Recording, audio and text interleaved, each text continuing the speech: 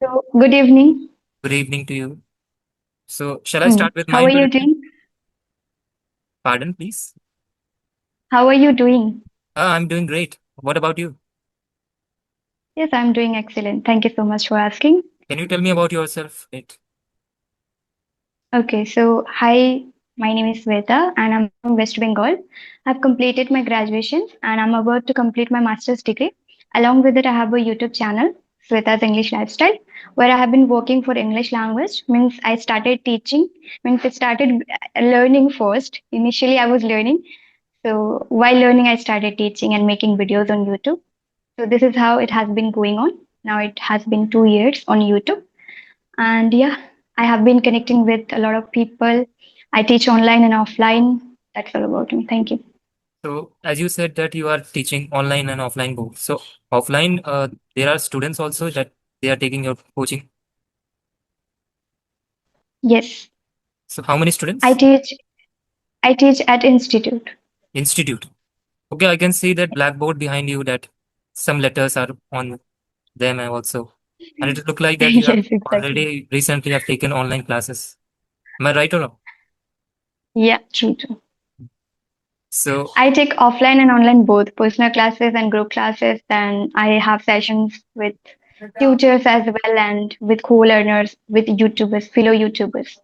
So that's how. so you teach grammar or literature portion in English?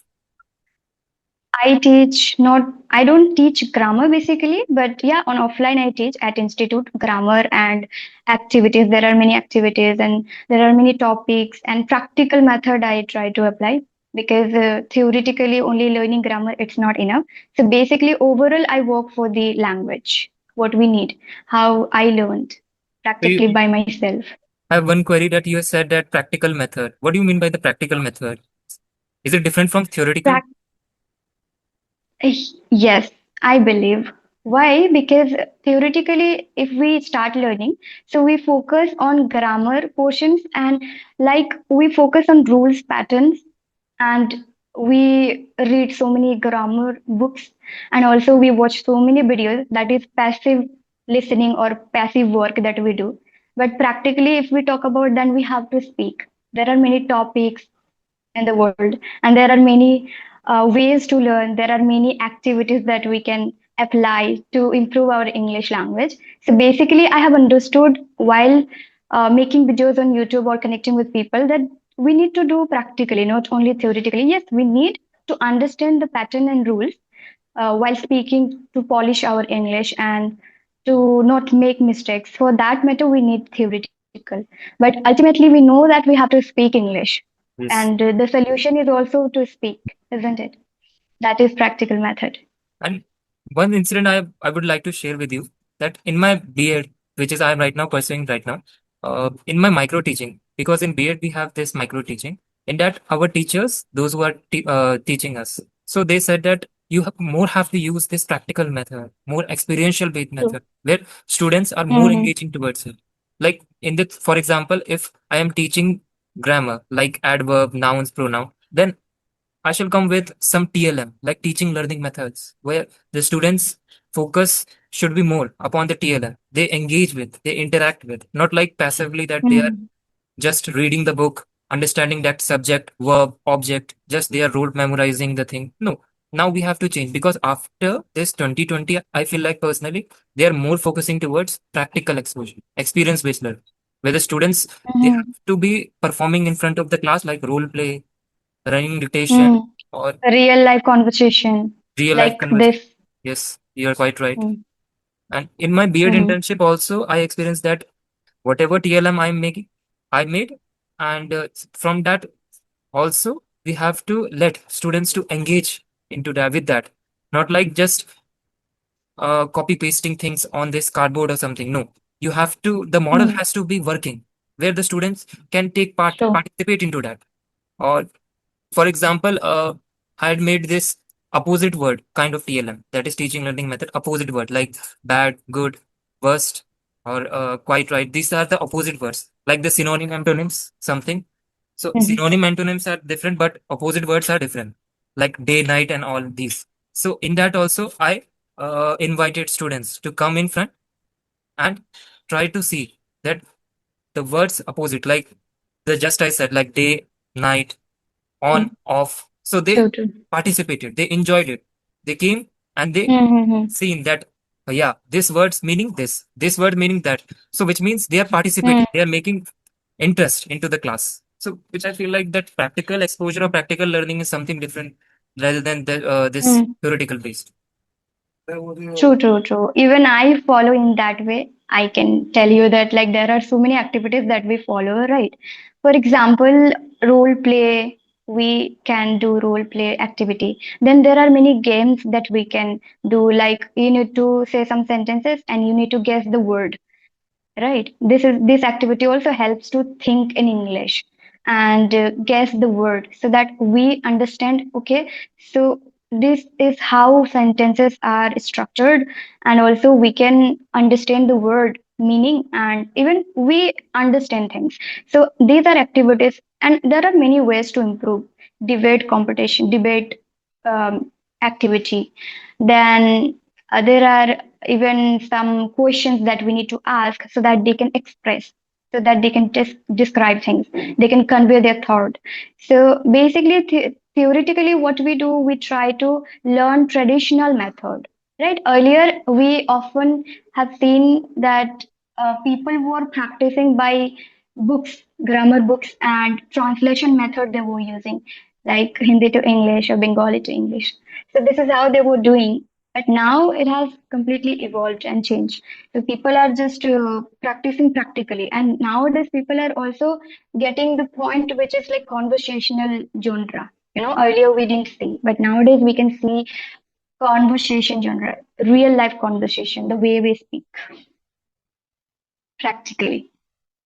There is a general transformation from grammar translation method to communicative language teaching, I think, where the Hmm. students should participate. They have to participate into this through this communicative language teaching, directly use this second language. And after NEP also introduce this three language formula with mother tongue, their use of this English or the other state languages. So it is mandatory that somewhere they are focusing upon language learning. That also, the government is right now is focusing upon experiential, that is play-based rule method. Their major focus is to learn more and more languages. Because in my generation, if I tell Hmm. you about when I was in school, so that time the students they used to know only two languages. Because I belong Hmm. from Delhi, so in Delhi it usually that English or Hindi. But if you go to any of the regional state, they knew three languages. Which the more the language Hmm. you knew, the more cognitive develop you are, which means you have more Hmm. intellectual capacity when you are using more language because you are switching between the language True. English, Hindi, Yes. or for example, like if I take about Assam, that those people they knew English, Hindi, including Assamese because Assamese is their mother tongue. So their cognitive Hmm. level is quite bit higher than the Delhi people just because they knew three languages. Same like South, same like this Rajasthan, Gujarat. So which means when we have more language exposure, we become more intellectual. What do you say about it? Hmm. What's your idea? Yeah, exactly. Yeah, I completely agree with your point. Basically, I belong to West Bengal, and it's like there are many languages and communities. So we also speak so many languages like Hindi, Bengali, we don't speak English. If I talk about my area, then here I don't see anybody speaks English. I don't have environment that I can communicate with partners, but I have to create an environment on online platform. And even I have learned on online by using social media, YouTube, and watching videos. And so I'm a self-taught learner, by the way. So this is how I began because I studied in Bengali medium. So that's why otherwise, like we learn so many languages, which is local languages, and even there are many languages that many people, even I know five languages, at least six languages I know, but I'm not that fluent in in last language. So that's why I can say five languages. Yes. Can I ask you, you have already very quite fit this English very much fluent and accurate also. So why have you choose this application only? To improve or just to polish your English? I'm just collaborating on that application, You being are a YouTuber. collaborating with this application because you are Yes, for learners, for my subscribers, so that they can learn something and yeah, they can improve. That's why. Because I And I already get, want to connect with tutors basically. Always I have to conduct session for fellow YouTubers or learners or students.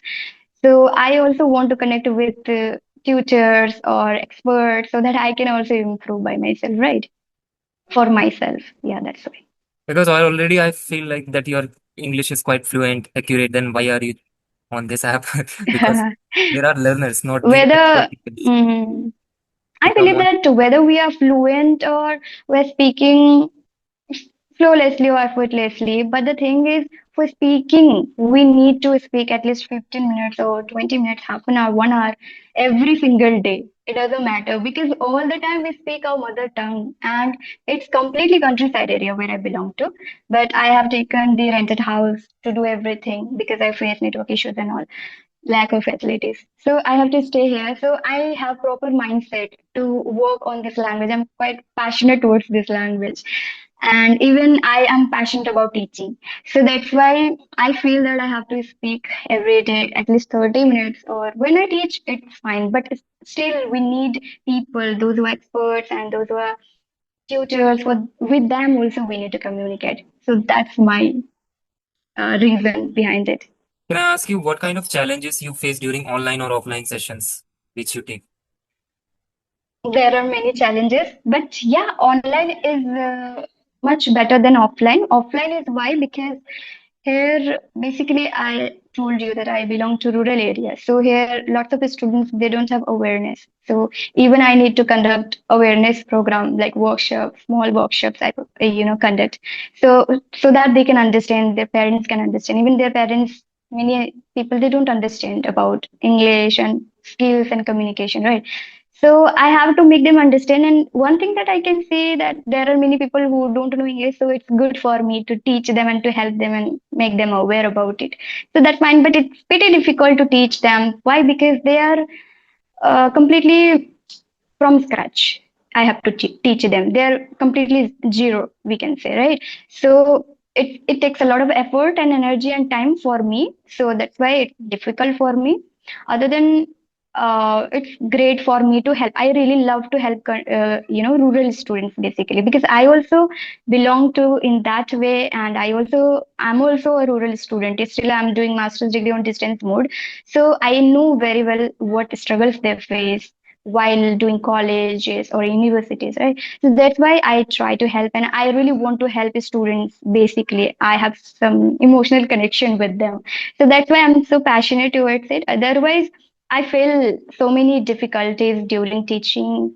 So many students don't come on time, then they are not serious. I have to make them understand. Even they don't know how to use YouTube videos for learning, basically. They watch movies or listening to music and those things, reels and short form videos, they do.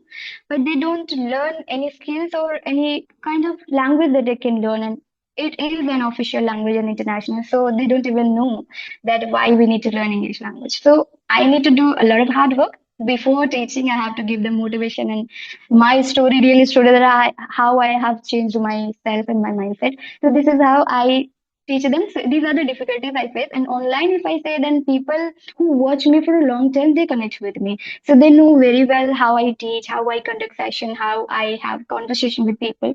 So they easily can connect with me, and they even something they know in English. So it's not that difficult to make them understand, right?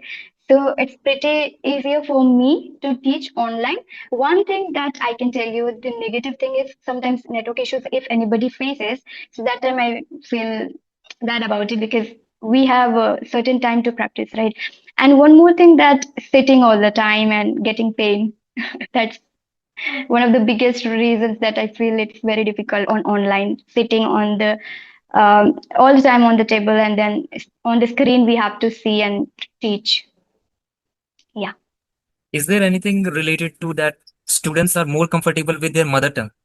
But what happens if they are not understanding the English? If they don't understand it, then how do you let them understand that this language? Mhm. I, I use Hindi language and Bengali language. Till now, I have gotten the students who studied in Bengali or Hindi, so it's pretty easier for me. At least I make them I make them feel comfortable at least for 1 week to speak in Hindi or Bengali. So that basically I have some techniques that I can teach them very easy sentences from the day one. So that's why I don't feel that much any bad about it or any difficulties for that matter.